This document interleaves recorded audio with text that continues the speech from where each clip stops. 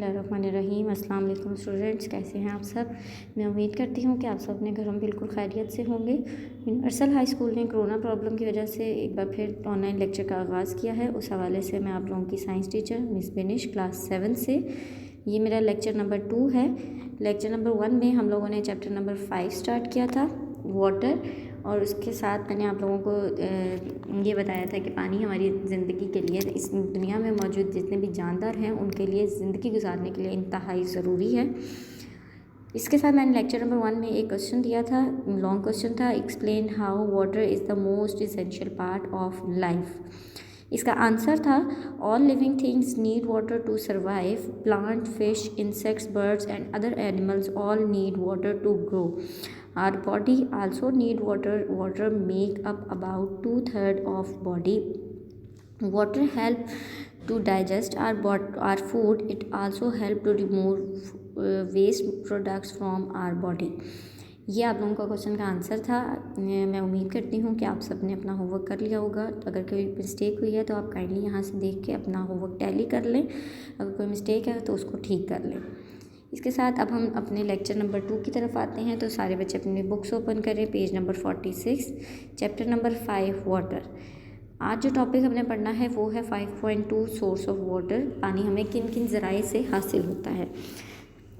सबसे पहले आप लोग सब अपने हाथ में लेड पेंसिल रखिएगा, साथ साथ आप लोगों ने मीनिंग्स लिखने हैं और इसके साथ अंडरलाइन भी करनी है डेफिनेशंस को। तो हम रीडिंग स्टार्ट करते हैं। Water is present not only on the surface of the earth but also beneath its surface. Beneath का मतलब होता है ज़ेरे ज़मीन, जो गहराई में होता है। बिनेथ कहते हैं गहराई को, और सरफेस सतह को कहते हैं।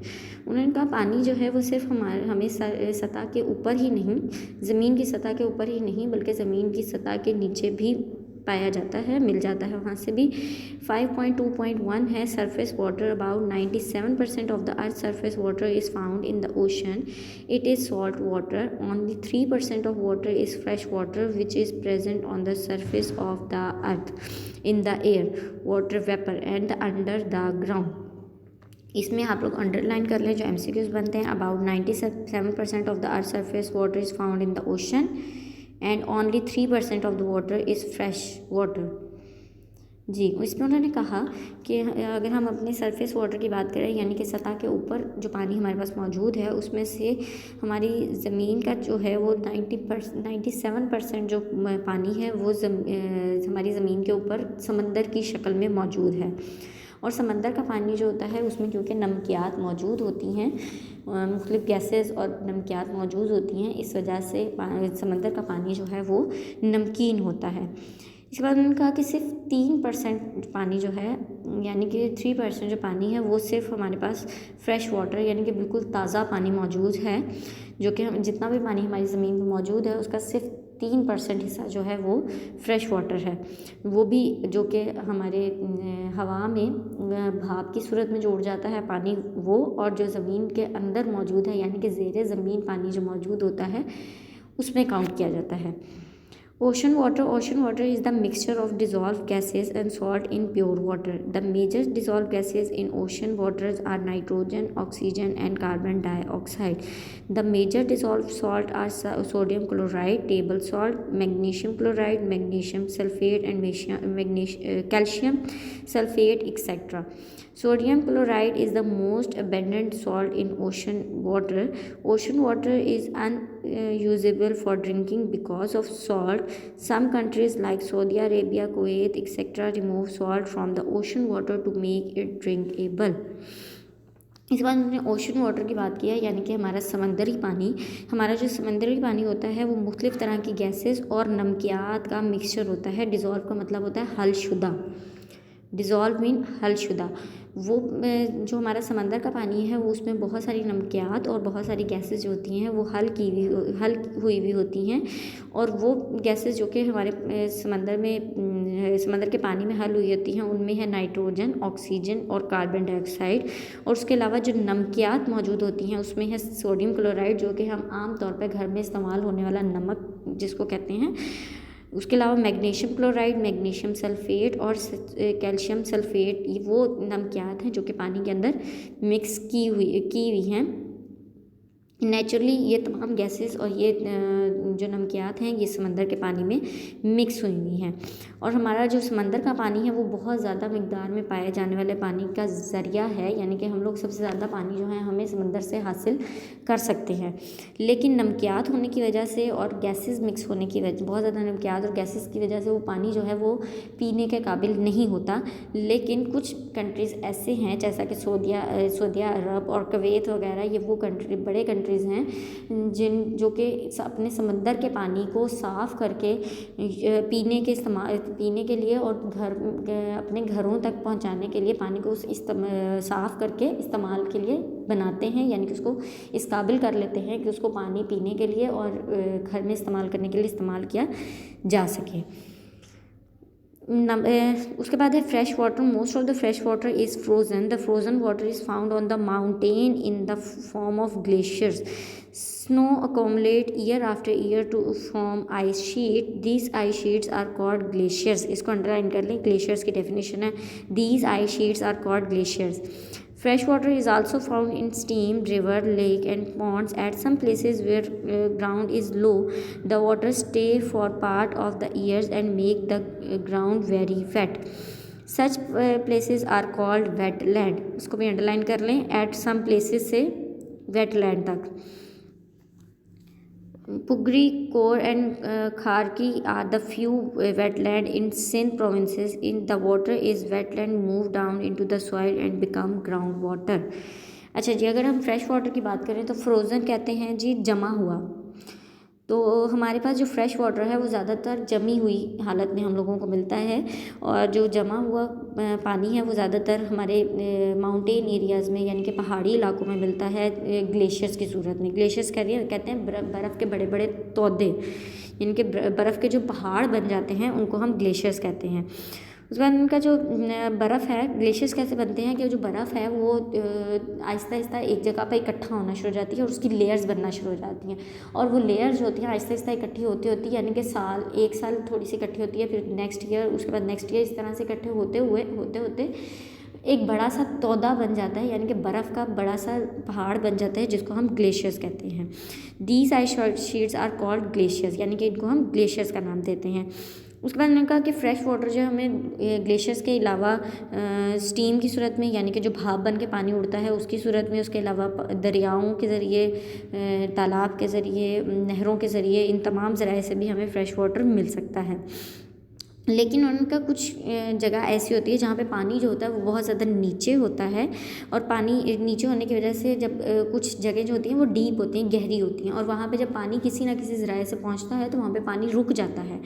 पानी के वहाँ पे काफ़ी देर तक रुक जाने की वजह से वहाँ की ज़मीन जो है वो गीली हो जाती है। वेट मीन्स गीली, ज़मीन जो है वो गीली हो जाती है और उन एरियाज़ को वेट एरिया कहा जाता है। जैसा कि उन्होंने कहा पुगरी, कोर एंड खारकी जो है वो सिंध के कुछ, हमारे जो सूबा सिंध है उसके कुछ इलाके हैं, वहाँ पे जो है वेट एरिया बहुत ज़्यादा मौजूद होता है। यहाँ पे यानी कि वहाँ पे जो एरिया है वो बहुत ज़्यादा, कहीं पे ज़मीन स्मूथ होती है और कहीं पे गहरी हो जाती है, और उन गहरे एरियाज़ में पानी जो है वो स्टे कर जाता है, रुक जाता है, जिसकी वजह से वहाँ की जो ज़मीन है वो गीली रहती है, उनको हम वेट एरियाज़ कहते हैं। उसके बाद उनका जो जहाँ पे ये पानी खड़ा हो जाता है वहाँ की ज़मीन के अंदर भी काफ़ी हद तक पानी जज़्ब हो जाता है, और उसके बाद उसकी बाहर की जो लेयर होती है उसको भी गीला रख देता है, और जो पानी नीचे जज़्ब हो जाता है वो पानी के नीचे वाली सतह पर मूव करना शुरू हो जाता है, जिसकी वजह से हमें ग्राउंड वाटर यानी कि ज़मीनी पानी भी मैसर हो जाता है। ये वो 3 ज़राए हैं जिनके ज़रिए हमें पानी मिलता है, यानी कि सरफेस वाटर, सतह के ऊपर का पानी, ओशन वाटर, समंदरी पानी, और फ्रेश वाटर बिल्कुल साफ़ पानी जो कि हमें माउंटेन्स वगैरह में जमी हुई सूरत में मिलता है, या पॉन्ड, रिवर वगैरह की सूरत में मिलता है। उसके बाद उन्होंने कहा 5.2.1 टॉपिक है water beneath the surface of the अर्थ, वो पानी जो कि ज़मीन के अंदर चला जाता है, उसके बारे में हम लोग पढ़ते हैं। सबसे पहले हम रीडिंग कर लेते हैं। Recall what happen to rain when it fall. Rain water can evaporate, run off the surface and soak into the ground. The water that soak into the ground is called the ground water. Ground water की definition है, इसको underline कर लें। The top level of the ground water is the aquifer, is the water table Aquifer is the water table. The level of the water table change during the year. It rises when water is added by rain. It becomes lower when there is a drought. People dig well to bring groundwater to the surface. इसमें evaporate का मतलब होता है भाप बन के उड़ जाना. soak का मतलब है जज़्ब करना. अच्छा जी, उन्होंने कहा पानी जब हमारे बारिशें होती हैं तो पानी का क्या होता है. जब बारिशें होती हैं तो बहुत सारा पानी जो होता है वो जब धूप निकलती है तो पानी भाप बनकर उड़ जाता है, और बाकी का पानी जो भाप मतलब बन के उड़ने से पहले यानी कि बारिश होने के फ़ौरन बाद बहुत सारा पानी होता है जो कि हमारी ज़मीन जो है वो अपने अंदर जज़्ब कर लेती है. उस जज़्ब किए हुए पानी को हम लोग ग्राउंड वाटर कहते हैं, यानी कि ज़मीनी पानी कहते हैं. ज़मीनी पानी का जो लेवल होता है उसके लिए जो टेबल बनाया जाता है उसको वाटर टेबल कहते हैं. यानी कि ज़मीन की मुख्तलिफ लेयर्स हैं और हर लेयर के ऊपर पानी मौजूद होता है. तो जो उन लेयर्स के ऊपर पानी मौजूद होता है उनका जब टेबल बनाया जाता है तो उसको हम वाटर टेबल कहते हैं. और वाटर टेबल का जो लेवल है वो आहिस्ता आहिस्ता चेंज होता जाता है, क्योंकि जब कुछ एरिया ऐसे होते हैं ड्राफ्ट, यानी कि जब खुश्क साली हो जाती है तो ज़मीन जो है वो आहिस्ता आहिस्ता खुश्क होना शुरू हो जाती है. तो उसकी जो सबसे ऊपर वाली लेयर होती है वो खुश्क होकर वहाँ का पानी ख़त्म हो जाता है. तो उसका जो जो उसके नीचे वाली लेयर का पानी होता है, यानी कि सेकंड नंबर पे जो टेबल में पानी की लेवल होता है वो फर्स्ट पे आ जाता है. इसी तरह जब नेक्स्ट सेकंड लेयर का पानी खुश्क हो जाता है तो थर्ड वाला फर्स्ट पे आ जाता है. इस तरह से वाटर टेबल जो है वो ईयर बाय ईयर या कुछ अरसे में चेंज होता रहता है. और जैसे जैसे पानी नीचे जाता रहता है, पानी को निकालने के लिए लोगों को ज़्यादा मेहनत करनी पड़ती है. लोग कुएं खोदते हैं, बोरिंग करते हैं. बोरिंग का आपको थोड़ा सा आइडिया अगर हो तो बोरिंग कहते हैं जब पानी के बहुत ज़्यादा नीचे, ज़मीन के बहुत ज़्यादा नीचे पानी जो जा गया हुआ होता है उसको वहाँ पे खोद के ज़मीन को बहुत ज़्यादा नीचे पाइप डाल दिया जाता है. वो पाइप जो है वो ऊपर आपके घरों में या मोटर के साथ अटैच कर दिया जाता है. उसको हम बोरिंग कहते हैं. उसके ज़रिए क्या होता है कि पानी जो है वो आसानी से आप लोगों को हर वक्त अवेलेबल हो जाता है, क्योंकि ज़मीन के जितना नीचे आप गहराई में खुदाई करते हैं पानी उतना ही ज़्यादा अवेलेबल हो जाता है हमारे लिए. तो उसको बोरिंग कहते हैं. तो इस तरह से लोग जो है मुख्तलिफ़ तरह की ज़राए हैं जिनके ज़रिए ज़मीनी पानी को निकाल सकते हैं, जिसमें कुआँ है, बोरिंग है.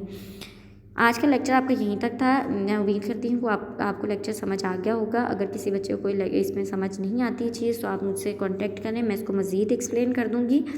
इसके साथ मैं आप लोगों को एक होमवर्क दे रही हूँ. होमवर्क है आप लोगों का, इसमें मैंने आपको chapter learn definition of page number 42. Page number 42 आज हम लोगों ने पढ़ा है. इस पेज नंबर पर आप लोगों के पास जितनी भी डेफिनेशंस मैंने अंडरलाइन करवाई हैं उस डेफिनेशंस को आप लोगों ने याद कर लेना है. इंशाल्लाह लेक्चर नंबर 3 में हम लोग सोर्स इम्प्योरिटी ऑफ वाटर पढ़ेंगे. Topic number 5.3. अल्लाह पाक आपको और आपके घर वालों को अपने हिफ्ज़-ओ-अमान में रखे. अल्लाह हाफ़िज़.